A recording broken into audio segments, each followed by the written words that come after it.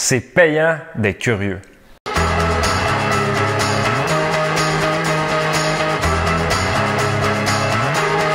Bonjour, je m'appelle Gabriel Laflamme, je suis courtier immobilier, mais je suis avant tout un passionné d'entrepreneurship et c'est pour cette raison-là que j'ai démarré mon podcast. Et puis ce qui est merveilleux, c'est que depuis que je l'ai démarré, j'ai des gens qui m'écrivent de partout à travers la province pour me dire que ce que je fais comme contenu, ça les a aidés d'une façon ou d'une autre. Puis si je continue de faire ça, moi, je suis vraiment heureux parce que le podcast est destiné aux gens qui ont de près ou de loin de l'intérêt pour l'entrepreneurship. Donc, on y va avec le vif du sujet, pourquoi ça peut être payant d'être curieux. On remonte un petit peu dans l'histoire. Quand j'ai commencé mon premier emploi chez Rona, j'avais fait ma première année. Et puis là, j'ai mon évaluation avec mon patron qui s'appelle Danny Karsh. Puis il me dit, écoute, Gabriel, tu as une année exceptionnelle. Fait que là, on s'assoit, là, je m'attends à avoir un bonus, puis pouvoir payer un voyage avec ça, puis avoir une augmentation significative. Finalement, je me rends compte que j'ai une augmentation de, je pense, 80 sous de l'heure et un bonus après impôt de 91 $. Fait que là, je suis rentré chez moi, j'ai fait qu'un il faudrait que je revoie mon plan de match pour accéder à ce que j'avais comme projet à long terme. Fait que là, ce que j'ai commencé à faire, j'ai commencé à développer cette petite curiosité-là. Je me suis mis à questionner tous les gens qui gravitaient autour de chez Rona du bureau chef, tous les gens qui faisaient affaire avec le bureau chef, c'est-à-dire des distributeurs, des grossistes, des revendeurs. Puis je leur posais des questions. Hey, dans l'industrie, qui fait des sous? Hein? Qui gagne bien sa vie? Puis là, je me suis rendu compte que finalement, tous les gens qui faisaient beaucoup de sous, qui avaient une belle carrière, c'était souvent les gens qui étaient reliés d'une façon ou d'une autre à la vente. Ça pouvait être des distributeurs qui vendaient à Rona ou qui vendaient à différents magasins. Ça pouvait être des grossistes qui étaient l'intermédiaire entre le producteur de bois d'œuvre, par exemple, puis le distributeur et Rona. Puis de façon générale, je me suis rendu compte que c'est ces gens-là qui faisaient des sous. Fait que là, j'allais dîner avec des gens, je les questionnais, comment ils gagnaient, comment ça marchait la rétribution. Puis je me suis rendu compte que ces gens-là faisaient des fois 2 fois, des fois 3 fois mon salaire. Puis je me suis dit, ils doivent avoir une expertise particulière, pourquoi ils font autant d'argent? Et non, la majorité me disait, non, moi j'ai été au secondaire, puis j'ai commencé un cégep, puis j'ai fait un petit cours de vente, puis...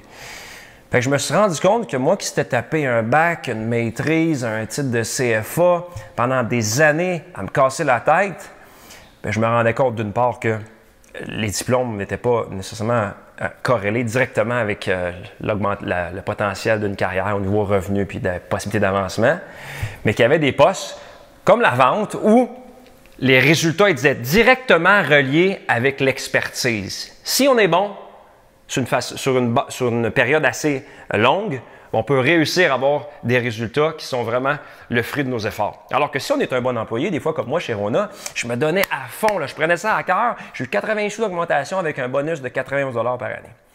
Je ne suis pas en train de cracher sur les gens qui sont employés, aucunement, c'est juste que moi, à ce stade-là, je voulais gâter ma mère, mon père, mes amis, j'avais des projets, je voulais bâtir des projets immobiliers, je voulais acheter des immeubles à revenus, mais avec 91 sous de bonus, c'était impossible. Pas 91 sous, mais 91 $, mais c'est pas loin quand même. Maintenant, j'ai un de mes amis qui s'appelle Marc-Étienne Lambert. Quand j'étais chez Rona, je le questionnais parce que lui était déjà courtier immobilier chez Remax. Je lui disais, hey, Marc-Étienne, ça a l'air de bien aller. Il dit, Gabriel, il dit, écoute, si tu étais courtier immobilier, là, tu aurais un succès fou parce que tu es structuré, tu es discipliné, tu es fonceur. Fait que là, ça rentrait dans mon cerveau tranquillement. Je posais des questions aux gens qui étaient dans la vente, dans toutes sortes de différents domaines. Puis je me suis rendu compte que la vente, c'était peut-être un chemin naturel pour moi. C'est pas pour tout le monde, c'est juste que je me suis mis à être curieux et à poser des questions. C'est comme ça que j'ai découvert le poste chez Remax. Puis je vous encourage à faire la même chose, à questionner autour de vous pour trouver des possibilités, pour vous ouvrir plutôt à des opportunités que vous pourriez découvrir. Maintenant, de façon plus précise, si vous êtes travailleur autonome, vous avez votre propre entreprise, et puis comment est-ce que la curiosité pourrait être bénéfique pour vous? Vous allez dire, ouais, mais oui, on est tous curieux. Oui, je comprends, mais il faut être proactif. C'est une curiosité qui est proactive. Ça veut dire, bon, vous pouvez desservir une clientèle qui est variée, mais quelle clientèle est la meilleure pour vous? C'est quoi votre client type que vous aimez travailler avec? Vous avez du plaisir, c'est lucratif pour vous, c'est une belle expérience pour le client. C'est quoi la strate de toutes les clientèles que vous ciblez? C'est quoi votre avatar? Souvent, les anglophones vont dire, c'est quoi votre avatar, ton client type? Définissez-le. Puis ciblez cette clientèle-là. D'une part, vous allez avoir plus de plaisir à faire votre travail, vous allez avoir plus de succès au niveau monétaire parce que vous allez pouvoir cibler une clientèle qui rapporte un certain revenu à votre entreprise. Et puis vous allez pouvoir être plus précis dans vos efforts marketing. Je vais prendre un exemple. On va dire que vous travaillez dans les soins, c'est-à-dire esthétique, ça peut être coiffeur ou massothérapie, ostéopathe, tous les différents soins. Et puis là, vous avez un commerce dans une ville X. Ce que je veux dire, curieux comment? Ben, c'est de dire, bon, qui est ma clientèle? Bon, ma clientèle, hypothétiquement, vous avez un salon de coiffeur. Bien, vous, les clientes que vous aimez, on va dire, c'est des clientes qui ont entre 35 ans à 60 ans. C'est votre clientèle type, on va dire.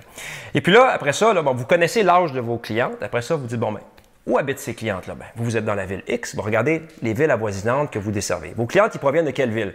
Vous savez quel âge ils ont, vous savez de quelle ville, dans quelle ville ils résident. Après ça, vous pouvez déterminer c'est quoi les habitudes de mes clients. Qu'est-ce qu'ils aiment faire dans la vie?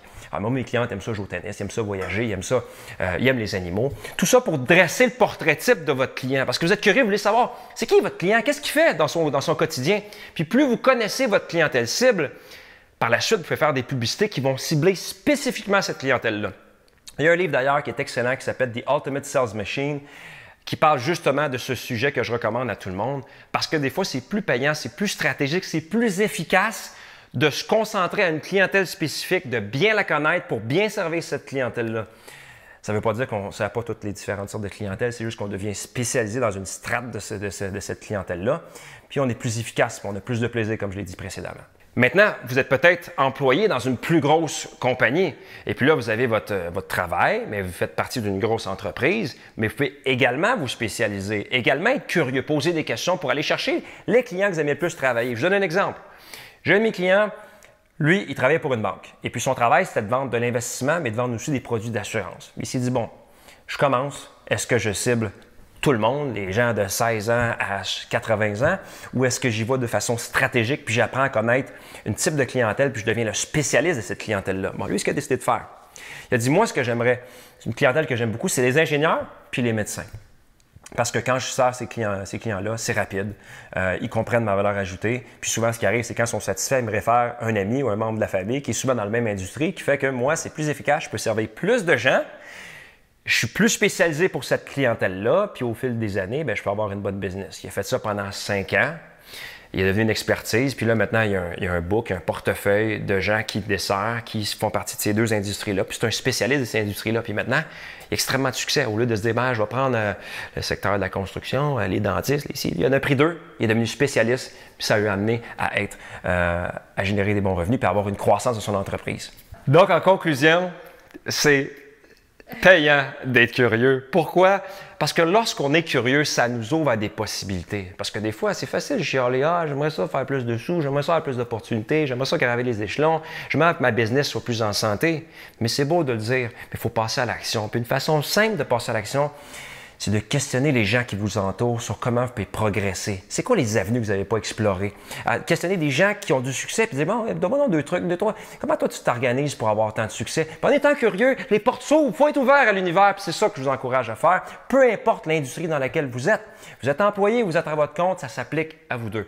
En espérant que vous avez apprécié, si vous avez des commentaires, envoyez-moi des commentaires, je réponds à tout le monde. Si vous avez aimé, partagez, puis je vous souhaite la bienveillance, du succès. Salut!